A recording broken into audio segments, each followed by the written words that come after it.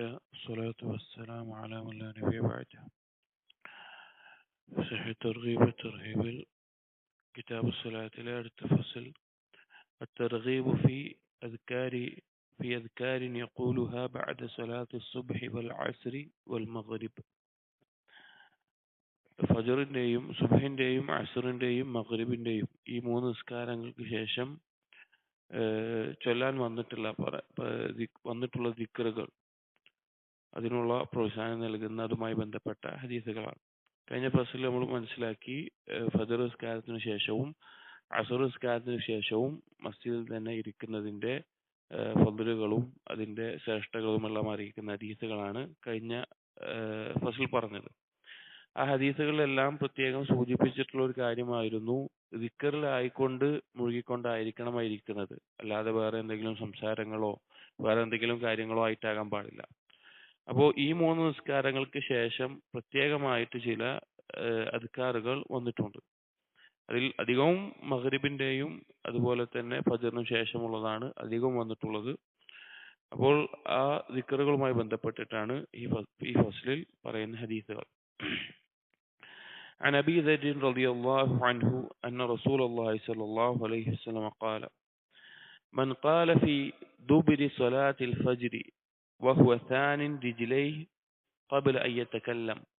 Abu there റളിയല്ലാഹു അൻഹു ഉദ്ധരിക്കുന്ന ഹദീസാണ്. നബി സല്ലല്ലാഹു അലൈഹി വസല്ലം പറഞ്ഞു, ആരെങ്കിലും ഫജ്ർ നിസ്കാരത്തിന്റെ ശേഷം അവൻ പറയുകയാണ് വഹുവ സാനിൻ റിജ്ലൈ, അവിടെ അവന്റെ ഒരു അവന്റെ ഒരു അവസ്ഥയെ പറ്റി പറയുന്നുണ്ട്. സാനിൻ റിജ്ലൈ എന്നുള്ളത് അതിന് രണ്ടർത്ഥമാണ് ഉലമാക്കൾ നൽകിയതായി കണ്ടത്. ഒന്നാമത്തേത്, അവൻ നിസ്കാരത്തിന്റെ അവസാനത്തിൽ എങ്ങനെയാണോ ഇരുന്നത് അതേപോലെ തന്നെ ഇരിക്കുന്ന അവസ്ഥയിൽ, അവൻ ഇരുത്തം മാറ്റിയിട്ടില്ല.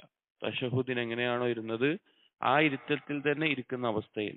രണ്ടാമത്തെ ഒരർത്ഥം, അവിടുന്ന് നിസ്കാരം കഴിഞ്ഞ ആ സ്ഥലത്ത് നിന്ന് എഴുന്നേൽക്കുന്നതിന് മുമ്പായിട്ട്, നിസ്കരിക്കുമ്പോൾ ഇരുന്ന സ്ഥലത്ത് നിന്ന് രണ്ട് കാലുകളായി എഴുന്നേറ്റ് പോകുന്നതിന് മുമ്പായിക്കൊണ്ട് ഖബല അയ്യത്തക്കല്ലം, മറ്റുള്ള ദിക്റുകളും മറ്റുമല്ലാത്ത പുറത്തുള്ള ഒരു സംസാരവും സംസാരിക്കുന്നതിന് മുമ്പ്.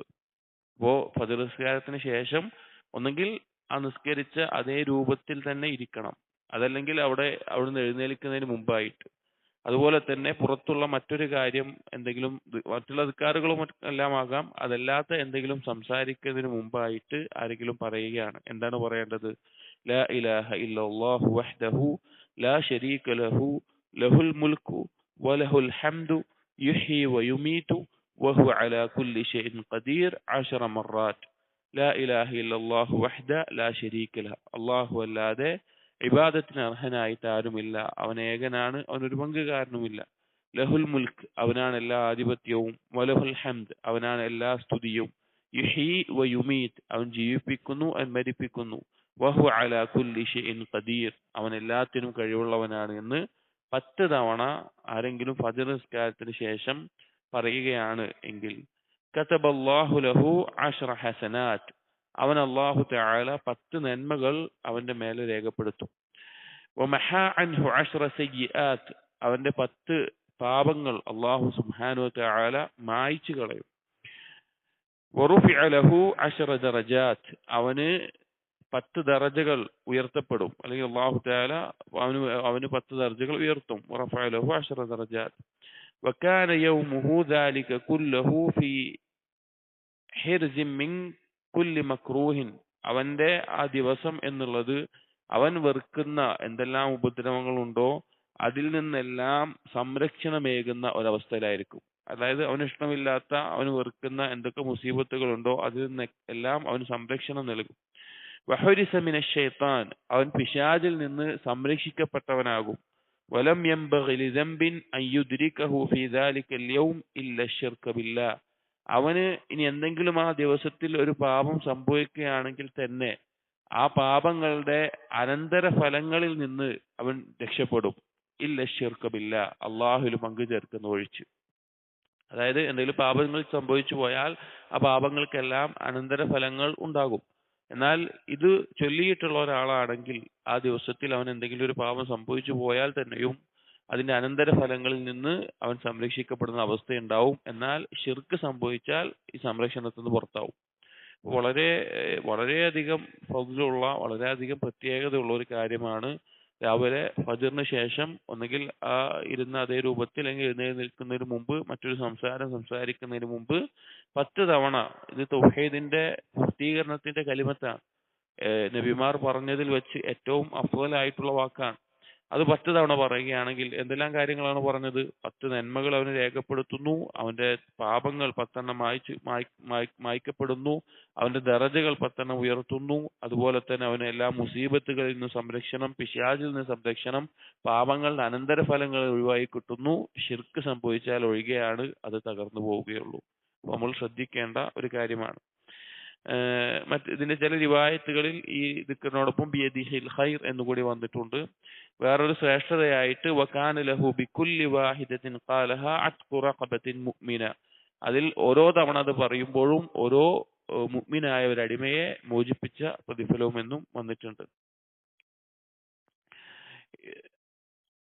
അടുത്തത് വൻ ഉമാറത്ത് ബിൻ ഷബീബ് السبائي رضي الله عنه قال قال رسول الله صلى الله عليه وسلم من قال لا إله إلا الله وحده لا شريك له له الملك وله الحمد يحيي ويميت وهو على كل شيء قدير 10 مرات. ആരെങ്കിലും ഇതേ ദിക്ർ 10 തവണ പറയുകയാണ് على أثر المغرب, മഗ്രിബ് നിസ്കാരത്തിന് ശേഷം, بعث الله له مصلحة يحفظونه من الشيطان حتى يصبح, അള്ളാഹു സുബ്ഹാനഹു വ തആല അവനൊരു സൈന്യത്തെ നിയോഗിക്കും, പിശാചിൽ നിന്ന് പ്രഭാതം വരെ അവന് സംരക്ഷണമേകുന്ന ഒരു സൈന്യത്തെ. മസ്ലഹത്ത് എന്ന് പറയാറുള്ളത് ഇസ്ലാമിക അതിർത്തിയെ കാക്കുന്ന സൈനികർക്കാണ് മസ്ലഹത്ത് എന്നുള്ള പദം ഉപയോഗിക്കാറുള്ളത്, സീന് വെച്ചിട്ട്.